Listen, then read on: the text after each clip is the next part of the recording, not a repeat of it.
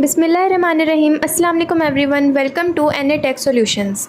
जैसा कि आप जानते हैं कि हमारी इंग्लिश सीरीज़ स्टार्ट हुई है जो कि बहुत अच्छी चल रही हैं और हमारी 2 वीडियोस कंप्लीट हो चुकी हैं जिसमें प्रेजेंट इंडेफिनिट और प्रेजेंट कंटिन्यूस टेंस हम कवर कर चुके हैं। अगर आप यहाँ पे न्यू है तो आप दोबारा से उन वीडियोस की तरफ जाएं और जाके वो सीखें और फिर इस वीडियो को देखें। मैं आपको ये रिकमेंड करूँगी। आज हम करने जा रहे हैं प्रेजेंट परफेक्ट टेंस। तो हम शुरू करते हैं प्रेजेंट परफेक्ट टेंस को। सबसे पहले हम देखेंगे कि इनकी उर्दू में पहचान क्या होती है, क्योंकि हमने उर्दू से इंग्लिश में कन्वर्ट करना होता है सेंटेंस को।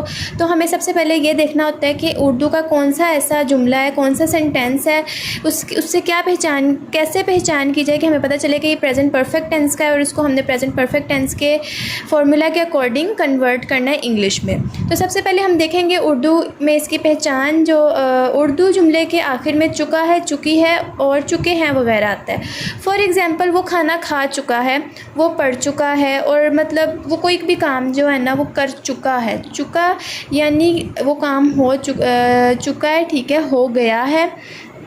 और है जो है ना वो प्रेजेंट को इंडिकेट करता है। तो सबसे पहले हम इसका स्ट्रक्चर देखते हैं। अब इसका स्ट्रक्चर देखते हैं, स्ट्रक्चर इसका कैसे बनाते हैं। इसका स्ट्रक्चर थोड़ा सा ट्रिकी होता है, तो लेकिन आपको अगर फॉर्मूला जो है वो आप सही तरीके से इसको याद कर लें, समझ लें, इसके नोट्स बना लें, तो आपको जो ग्रिप है आपकी वो स्ट्रॉन्ग हो जाएगी, ठीक है।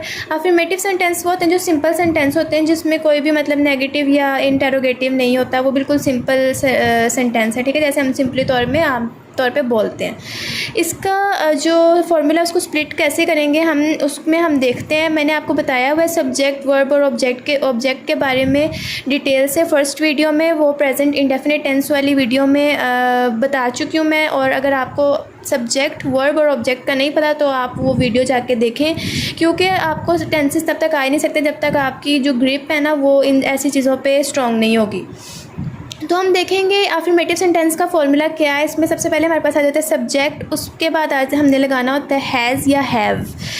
प्रेजेंट परफेक्ट टेंस में हैज़ और हैव जो है ना, इन दोनों में से ये जो हैज़ हैव है ये परमानेंट है, ये आपने लगाने ही लगाने। और मैं आपको अभी बताऊंगी कि हैज़ और हैव जो है वो किस किस के साथ कैसे लगाते हैं, कौन से सब्जेक्ट के साथ हैज़ लगेगा और कौन से सब्जेक्ट के साथ हैव लगेगा। उसके बाद हम आ जाते हैं वर्ब, और वर्ब प्लस ईडी है, ठीक है। कोई भी जैसे वर्क है ना, वर्क उसके साथ ईडी लगा देंगे, वर्कड हो जाएगा। या तो आप इसको ऐसे याद कर लें कि वर्ब के साथ ईडी लगाना है, या फिर आप इसको ऐसे याद कर लें कि आपने वर्ब की जो थर्ड फॉर्म है ना वो लगानी होती है, उसके बाद ऑब्जेक्ट लिखना है। आपने फॉर्म्स ऑफ वर्ब तो किए होंगे, और जो प्रेजेंट परफेक्ट टेंस है उसमें हमारे पास लगती है third form of verb, first form नहीं लगती यहाँ पे। या आप इसको ऐसे याद कर लें कि जो वर्ब है उसके साथ ईडी लग जाएगा। That's clear. ये बिल्कुल सिंपल है, ठीक है। इतना मतलब ट्रिकी है लेकिन इतना ट्रिकी नहीं है। अगर आप इसको एज अ फॉर्मूला इसको आप याद रखेंगे तो आपको कभी ये ट्रिकी नहीं लगेगा। उसके बाद हम इसकी एग्जांपल देखते हैं। She has completed her homework. She इसमें क्या आ जाएगा, हमारे पास सब्जेक्ट आ जाएगा। हैज़ हमारे पास जो है ना वो यहाँ पे हेल्पिंग वर्ब इसको आप कह लें, ठीक है। और हमेशा आपने याद रखना है हैज़ जो है वो सिंगुलर एंटिटी के साथ, सिंगुलर सब्जेक्ट के साथ लगता है, ठीक है। उसके बाद आगे हमारे पास वर्ब और ED, third form of verb आ गई कंप्लीटेड। कंप्लीट की थर्ड फॉर्म हमारे पास क्या है, कंप्लीटेड, ठीक है। उसके बाद हर होमवर्क, ओके।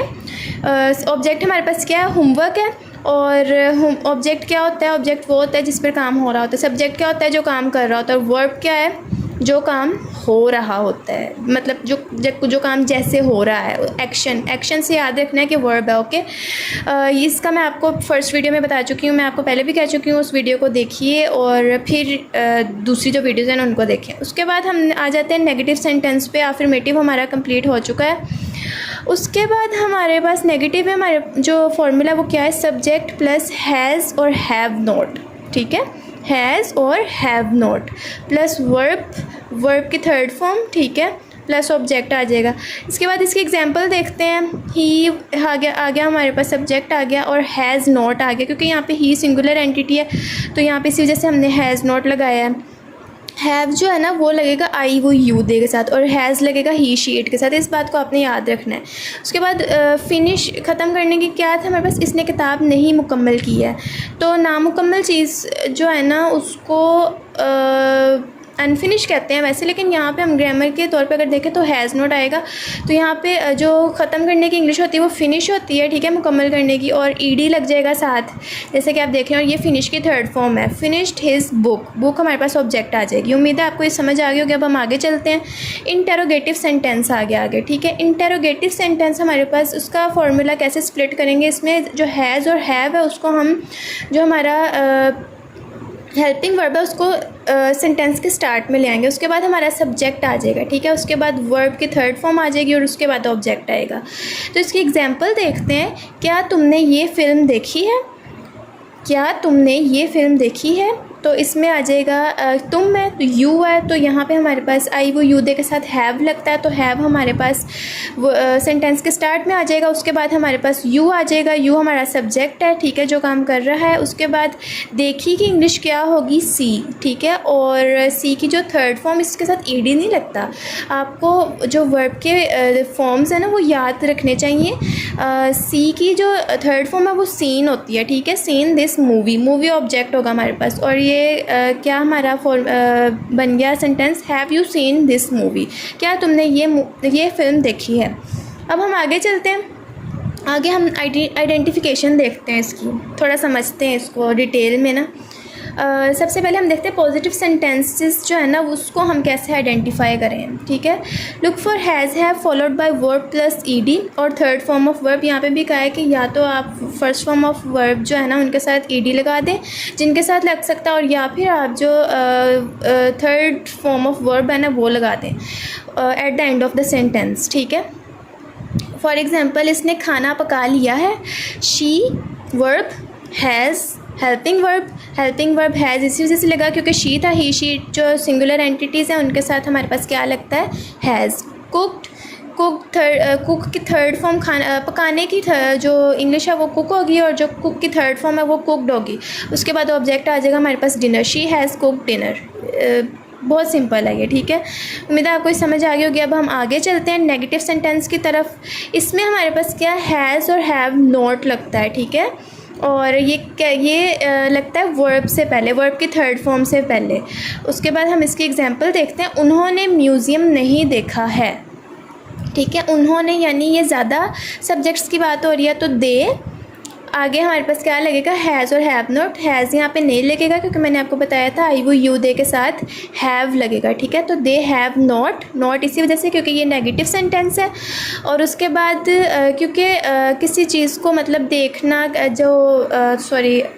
कोई भी ऐसी चीज़ हो जो जगह हो, ठीक है, उसकी वो देखना या उसकी तरफ जाना उसको विज़िट कहते हैं। तो विज़िट की थर्ड फॉर्म या क्या होगी? और ये क्योंकि ये रेगुलर से वो है वर्ड है तो इसके साथ ईडी लग जाएगा, ठीक है। विजिटेड द म्यूज़ियम ऑब्जेक्ट होगा।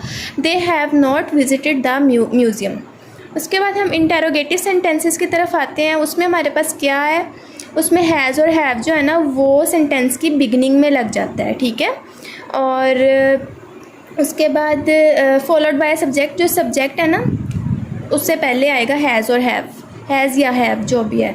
हैज़ लगेगा ही शी इट के साथ और हैव लगेगा आई वो यू दे के साथ।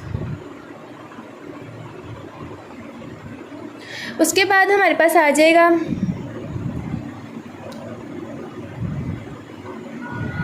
ये शुरू में लग जाएंगे और इसके हम एग्जांपल देख लेंगे। क्या हमने ट्रेन मिस कर दी है? Have we missed the train.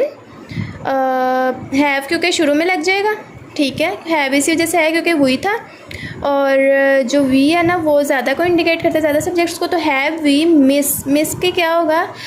Third form missed, और आगे द ट्रेन ऑब्जेक्ट हो जाएगा। तो इसकी क्या हमने ट्रेन मिस कर दिया कि इंग्लिश होगी have we missed the train. उम्मीद है आप सबको ये समझ आ गया होगा। अब हम आगे कुछ एग्जाम्पल्स की तरफ चलते हैं जिनको हम थोड़ा सा डिटेल में समझने की कोशिश करते हैं। इसमें हमारे पास आ जाएगा सबसे पहले एफर्मेटिव, जो सिंपल सेंटेंस होते हैं। I have finished my work. पहले आप उर्दू से देखते हैं, ठीक है। मैंने अपना काम ख़त्म कर लिया है, ठीक है। चुका हूँ और लिया है एक ही बात है, इससे आपने मतलब कंफ्यूज नहीं होना, ठीक है। उसके बाद सबसे मैंने अपना काम कर लिया यानी कि आई आएगा यहाँ पे, तो आई इंडिकेट करता है हैव को, ठीक है। और आई हैव ख़त्म कर लिया फिनिश, और फिनिश के साथ ईडी लग गया, रेगुलर था ये वर्ड, इसी वजह से इसके साथ ईडी लग गया। वरना आप ये भी कह लें कि ये फिनिश की थर्ड फॉर्म है। माई वर्क, वर्क हमारे पास ऑब्जेक्ट आ गया, I have finished my work. उसके बाद हम नेगेटिव सेंटेंस को देखेंगे। शी हैज़ नॉट, इसने मुझे फ़ोन नहीं किया, उसने मुझे फ़ोन नहीं किया। शी सिंगुलर है ये सब्जेक्ट, सिंगुलर सब्जेक्ट के साथ हैज़ लगेगा और नॉट इसी वजह से लगेगा क्योंकि नेगेटिव है, ठीक है। शी हैज़ नॉट, उसने मुझे नहीं किया। कॉल्ड, ठीक है, फ़ोन करने को क्या कहेंगे, या बुलाने को या फ़ोन करने को कॉल, और ईडी इसी वजह से लग गया क्योंकि ये third form of the call है, ठीक है, थर्ड फॉर्म ऑफ वर्ब है कॉल की।